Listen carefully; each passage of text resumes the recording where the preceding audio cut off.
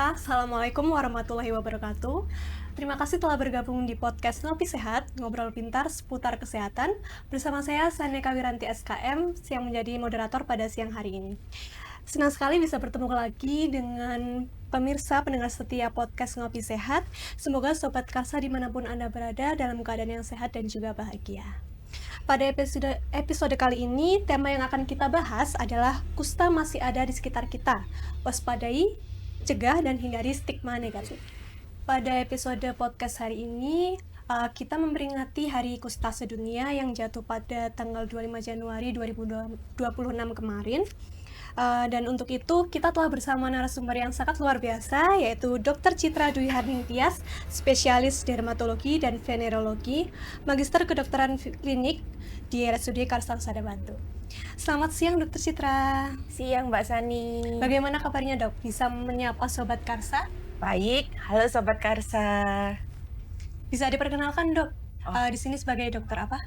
Oke, halo Sobat Karsa, perkenalkan saya Dr. Citra Dwi Harningtyas, saya dokter spesialis dermatovenerologi dan estetika di Poli Kulit Kelamin dan Poli Estetika RSUD Karsa Husada Batu. Baik, terima kasih dokter. Kita langsung masuk ke pembahasan ya dok. Boleh. Jadi banyak dari kita itu yang menganggap bahwa kusta itu adalah penyakit masa lalu. Jadi banyak cerita-cerita sejarah itu yang menyebutkan penyakit kusta itu memang banyak terjadi di masa lampau. Nah, ini tuh juga dikaitkan dengan hal-hal non medis dan juga stigma tertentu dok. Nah, sebenarnya kusta itu penyakit seperti apa dokter? Dan apakah masih ada di sekitar kita penyakit kusta ini? Baik Mbak Sani, terima kasih. Jadi kusta atau yang juga dikenal dengan istilah lepra atau morbus Hansen merupakan sebuah penyakit infeksi menular kronis yang disebabkan oleh bakteri. Nama bakterinya Mycobacterium leprae. Jadi penyakit ini penyakit infeksi, bukan penyakit guna-guna, bukan penyakit kiriman, dan juga bukan karena dosa gitu. Nah, apakah masih ada di sekitar kita? Iya Mbak Sani, jadi masih ada. Jadi di Indonesia sendiri dari data WHO terbaru masih menempatkan Indonesia sebagai 3 negara terbanyak kusta. Meskipun sejak ada program dari WHO yang namanya eliminasi kusta, itu jumlah penderita kusta sudah mulai menurun secara bertahap. Kalau di Indonesia sendiri, Jawa Timur itu termasuk provinsi dengan angka kusta yang masih cukup tinggi, meskipun sudah ada penurunan juga. Tapi kalau spesifik di daerah Batu sendiri sih angkanya relatif masuk kecil ya. Jadi di Batu ini paling dalam setahun cuman ketemu kasus baru 2-3 saja gitu. Jadi masih relatif kecil. Namun Sobat Karsa, terutama yang berada di Batu, harus tetap waspada, harus tetap tahu informasi tentang kusta, dan apabila menemukan relasi di sekitarnya yang mengarah ke kusta juga harus diinformasikan untuk segera berobat supaya tidak terjadi penularan lebih lanjut. Baik, terima kasih dokter. Nah, mungkin bisa dijelaskan dok, tanda dan gejalanya itu seperti apa? Karena banyak penyakit kusta itu ditandai dengan bercak putih di kulit ya dokter. Ya. Mungkin bisa diinformasikan juga apakah ada perbedaan antara bercak putih pada kulit untuk penyakit kusta dan penyakit kelamin lainnya, penyakit kulit lainnya. Iya, jadi memang susahnya penyakit kusta itu mirip dengan beberapa penyakit kulit lainnya yang disebabkan oleh infeksi juga. Mungkin yang paling sering itu dia sering sekali dimiripkan dengan penyakit infeksi jamur ya, seperti panu gitu itu. Jadi memang ada beberapa pasien yang akhirnya misdiagnos karena mengira itu hanyalah sebuah panu. Jadi untuk penyakit kusta ini yang membedakan adalah pertama, dia itu tidak hanya menyerang kulit, jadi dia juga menyerang saraf perifer, sehingga ada tambahan-tambahan keluhan yang terjadi pada kusta. Jadi kalau kita mau mendiagnosis kusta, itu harus kita temukan 3 tanda utama atau kita sebutnya cardinal signs.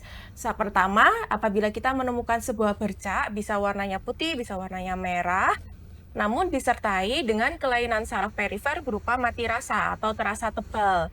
Nah, itu yang memberikan khas pada kusta. Lalu yang kedua, biasanya penyakit kusta karena dia seperti yang tadi saya bilang tidak hanya menyerang kulit tapi juga menyerang saraf perifer, maka biasanya juga disertai dengan adanya penebalan pada saraf-saraf perifer tertentu yang disertai dengan keluhan-keluhan pada saraf tersebut, bisa berupa rasa nyeri atau rasa seperti kesemutan ataupun ya yang jelas mati rasa, dan juga bisa jadi sampai ada gangguan fungsi pada fungsi saraf tersebut, jadi kayak ada kelemahan gerak gitu.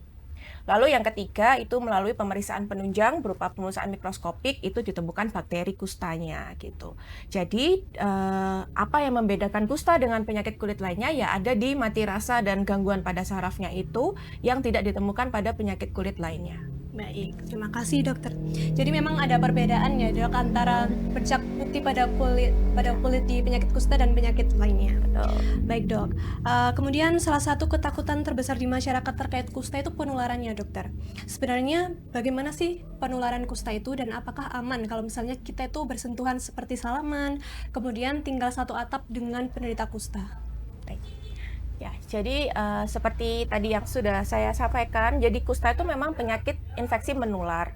Tapi sebenarnya penyakit kusta ini tidak semudah itu menular. Jadi membutuhkan kontak yang lama dan erat untuk bisa penyakit ini itu menular. Itu pun ada tambahan syaratnya. Apabila pasien tersebut belum diobatin, Mbak Sani. Jadi kalau pasien itu sudah berobat, minimal 2 minggu saja dia sudah mengkonsumsi obat yang benar, obat kusta ya, itu dia sudah tidak lagi bisa menularkan bakterinya itu.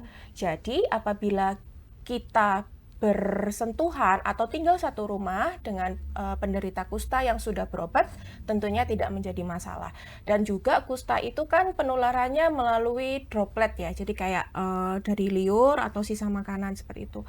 Tapi kalau tidak yang dengan mudah misalnya dari bersalaman, bersentuhan, itu tidak semudah itu cara penularannya. Jadi tidak ada masalah apabila kita berjabat tangan atau kita berkomunikasi biasa dengan penderita kusta yang satu rumah, itu sangat tidak masalah, apalagi kalau pasien itu sudah berobat. Pastikan dia sudah berobat dan selalu motivasi orang sekitar kita yang serumah sama kita, kalau memang dia ada mengarah ke kusta, segera dia berobat dan periksa dan berobat. Jadi supaya tidak terjadi penularan. Baik. Tadi dokter sudah menjelaskan tentang penularan dan sedikit menyinggung tentang pengobatan ya dok. Ya. Nah untuk pengobatan kusta sendiri ini tuh apakah tersedia di semua fasilitas kesehatan? Ya. Baik Mbak Sani, jadi kalau untuk pengobatan kusta itu ada obat khusus untuk kusta namanya multi drug therapy leprosi, jadi atau yang biasa kita singkat MDTL, atau biasanya orang awam itu lebih mengenal dengan istilah obat kerenjengan. Jadi ada kayak satu plek gitu obat. Itu obat itu adalah program dari pemerintah. Jadi dari pemerintah atau dari Kementerian Kesehatan itu akan mendistribusikan obat itu ke seluruh puskesmas dan beberapa rumah sakit pemerintah yang ditunjuk. Jadi harusnya yang wajib punya itu puskesmas itu wajib punya, tapi memang mungkin akan menemukan beberapa puskesmas itu tidak tersedia, itu mungkin bisa jadi karena stoknya kosong atau untuk puskesmas area itu sedang tidak aktif, tidak menemukan pasien kusta yang aktif, itu mungkin ada beberapa atau mungkin daerah puskesmas yang terpencil gitu ya.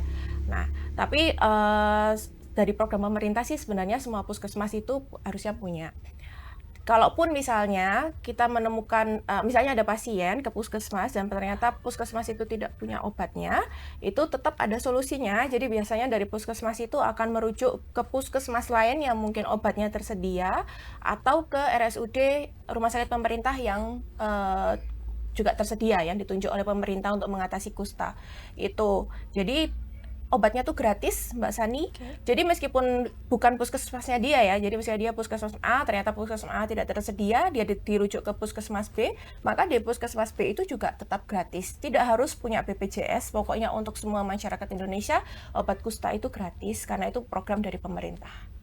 Berarti penyakit kusta ini termasuk yang menjadi perhatian pemerintah ya, betul. Karena ya itu tadi obatnya sudah didistribusikan ke fasilitas kesehatan. Ya, betul. Baik dok. Nah seringkali karena takut dan stigma itu masyarakat penderita datang berobat dalam keadaan yang sudah memburuk. Nah itu apakah ada dampak tertentu dok jika kusta ini tidak segera diobati? Iya. Jadi pentingnya pengobatan kusta itu Mbak Sani, selain untuk mencegah penularan, itu juga satu lagi yang penting adalah untuk mencegah kecacatan. Karena seperti yang sudah saya sampaikan, dia tidak hanya menyerang kulit, tapi menyerang saraf. Jadi kalau misalnya kita menderita kusta tidak diobati, maka kerusakan sarafnya itu bisa sampai bersifat permanen. Kalau sudah permanen, tentunya akan terjadi gangguan fungsi secara permanen juga, dan itulah nanti yang akan menimbulkan kecacatan. Jadi penting sekali pengobatan kusta untuk mencegah kecacatan. Selain itu, karena adanya mati rasa itu, seringkali pasien itu tidak sadar ketika dia mempunyai luka. Jadi seringnya mungkin kayak di telapak kaki gitu ada luka, dia nggak nyadar ternyata sudah sampai besar dan sudah tidak bisa nutup lagi dengan normal. Nah itu kan juga sebuah kecacatan juga. Baik. Nah itu juga yang perlu dihindari dari penderita kusta. Baik, Dok. Nah, apakah penderita kusta ini bisa sembuh, Dok, tanpa menimbulkan bekas kecacatan tadi itu? Bisa sekali, Mbak. Jadi kalau misalnya pasien itu baru menemukan gejala di awal dan juga segera dideteksi, diketahui dan segera diobati, itu sangat, dan dia mau ya menjalankan pengobatan dengan taat, soalnya pengobatan kusta tuh memang lama kan Mbak Sani. Jadi kalau yang tipe ringan itu kurang lebih 6-9 bulan, untuk tipe yang berat itu bisa 12-18 bulan. Jadi memang butuh pengobatannya lama. Jadi kalau misalnya pasien bisa patuh dengan pengobatan itu, bisa menyelesaikan hingga tuntas, itu sangat membantu sekali dalam mencegah kecacatan itu. Baik. Jadi yang penting rajin ya, Dok, Iya. untuk minum obatnya. Betul.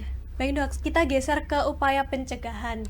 Nah, apakah PHBS, perilaku hidup bersih dan sehat itu bisa mencegah penyakit kusta? Ya. Jadi tentunya untuk PHBS itu sangat membantu Mbak Sani. Jadi perilaku untuk menjaga kebersihan diri dan lingkungan, kemudian makan makanan bersih, bergizi, kemudian tidur yang teratur, tidak begadang, kemudian aware, sadar ketika memiliki keluhan dan mau untuk segera periksa dan berobat, itu merupakan langkah-langkah yang sangat membantu untuk mencegah kusta. Jadi bisa langkah-langkah PHBS itu bisa selain meningkatkan imun, jadi kita juga tidak mudah untuk tertular, dan juga kalaupun kita kena juga tidak jatuh ke dalam level yang berat. Itu pentingnya juga PHBS, serta juga menurunkan risiko penularannya. Oke, jadi Sobat Karsa jangan lupa untuk menjaga perilaku hidup bersih dan sehat ya, Dok. Iya. Karena selain mencegah penyakit kusta juga mencegah penyakit yang lainnya. Nah, selain soal medis, Dok, kusta ini juga erat kaitannya dengan kehidupan sosial. Tidak sedikit penderita itu mungkin merasa dijauhi karena ada stigma tertentu. Nah, apakah penderita kusta ini masih diperbolehkan untuk bersosialisasi dengan masyarakat, dan apakah individu yang sehat seperti kita ini bagaimana, Dok, cara menyikapinya? Oke, jadi apakah penderita kusta masih diperbolehkan untuk bersosialisasi? Jawabannya boleh dan harus. Jadi kita harus mengetahui bahwa penderita kusta itu masih tetaplah manusia yang punya hak untuk bersosialisasi. Apalagi kalau penderita kusta itu sudah berobat. Masyarakat harus tahu bahwa penderita kusta yang sudah berobat itu sudah tidak menular lagi, jadi tidak perlu untuk dijauhin. Dia bisa membaur dan beraktivitas dan bersosialisasi seperti hak-hak manusia lainnya gitu. Jadi tidak perlu untuk menjauhi, tidak perlu untuk didiskriminasi, kita harus berikan dukungan secara moral, dan juga kita harus bersifat membantu untuk mengedukasi orang-orang yang belum tahu tentang apa itu penyakit kusta. Jadi bukan justru menjauhi. Karena kalau kita mendiskriminasi, itu sangat tinggi potensinya untuk membuat para penderita kusta itu jadi nggak mau berobat, nggak mau keluar rumah, nggak mau pergi untuk periksa dan berobat. Dan tentunya itu akan semakin menghambat proses sembuh pasien tersebut, dan juga menghambat proses mencegah supaya tidak terjadi penularan yang lebih luas. Oke, jadi tidak perlu dihindari ya, Dokter. Betul. Ada pertanyaan lagi nih, Dokter. Adakah kelompok tertentu yang berisiko terkena penyakit kusta, seperti mungkin berdasarkan usia, jenis kelamin, atau kondisi kesehatan suatu individu? Oke. Jadi untuk penderita kusta itu rentang usianya sangat besar, jadi dia bisa menyerang mulai dari anak-anak usia sekitar 3 minggu gitu ada, sampai usia tua pun juga bisa. Jadi dia untuk rentang usia sangat panjang, usia berapapun bisa kena. Kalau yang beresiko tinggi tentunya yang memiliki sumber penularan yang erat dan dekat itu tadi, apalagi yang belum berobat. Kalau untuk jenis kelamin, ada beberapa sumber itu atau beberapa negara memang menunjukkan laki-laki lebih banyak. Tapi kalau di Indonesia sendiri sih masih di angka yang seimbang untuk laki-laki dan perempuan. Dan secara teori tidak ada perbedaan yang secara patofisiologi yang membedakan kalau laki-laki akan lebih banyak atau perempuan lebih banyak. Jadi bisa menyerang semua jenis kelamin. Lalu untuk yang penyakit-penyakit tertentu ya karena ini penyakit infeksi tentunya juga sangat berkaitan dengan imun. Jadi tentu orang-orang dengan imun yang lebih rentan tentunya juga menjadi golongan-golongan yang lebih rentan juga untuk terinfeksi. Tapi ya itu tadi saya tekankan lagi tidak perlu khawatir kalau kita kontaknya dengan orang yang sudah berobat gitu. Baik, Dok. Nah, pengalaman dokter sendiri apakah ada tantangan tersendiri, Dok, ketika menangani pasien kusta? Kalau tantangan, kalau untuk penderita kusta itu ya yang paling sering memang karena lamanya pengobatan itu. Jadi pasien harus minum obat kusta itu setiap hari dengan jangka waktu 6-9 untuk yang tipe Pauci basiler atau tipe yang ringan, atau 18 bulan untuk yang tipe multibasiler. Itu waktu yang sangat panjang, jadi sering sekali pasien itu lelah. Dan juga yang perlu diketahui pengobatan MDTL itu memiliki efek samping. Jadi ada yang efek sampingnya itu bikin kulit makin gelap gitu. Nah itu sering sekali pasien itu tidak mau karena terlihat sekali kulitnya menjadi sangat menghitam. Itu karena efek dari salah satu obat MDT itu ada yang efek sampingnya memang hiperpigmentasi atau menggelapkan kulit lah intinya gitu. Lalu ada juga efek samping seperti mual, muntah, kemudian juga ada efek samping berupa kencing yang warnanya merah. Itu kadang juga ada beberapa pasien yang takut dengan efek samping itu dan memutuskan untuk menghentikan sendiri gitu. Nah itu juga PR karena nanti kalau dia sudah sekian bulan kemudian dia berhenti sekian bulan itu nanti kita bisa mengulang lagi dari awal padahal itu kan bukan waktu yang singkat. Lalu juga ada yang namanya reaksi kusta Mbak Sani. Jadi efek pengobatan jadi itu karena kita minum obat jadi tubuh itu ada reaksi seperti demam, muncul merah-merah baru. Nah itu juga yang membuat pasien itu ada beberapa yang memutuskan untuk menghentikan karena muncul reaksi kusta. Padahal reaksi kusta itu adalah reaksi yang lumrah muncul, memang mengganggu, tapi itu tidak menjadi indikasi untuk kita menghentikan pengobatan. Nah itu, jadi yang kendalanya sih di situ. Baik, terima kasih dokter atas jawabannya. Iya. Nah, dari bincang dengan narasumber kita hari ini, ada beberapa poin penting yang bisa kita tarik bersama Sobat Karsa. Yang pertama, kusta itu masih ada di sekitar kita, tetapi dapat disembuhkan.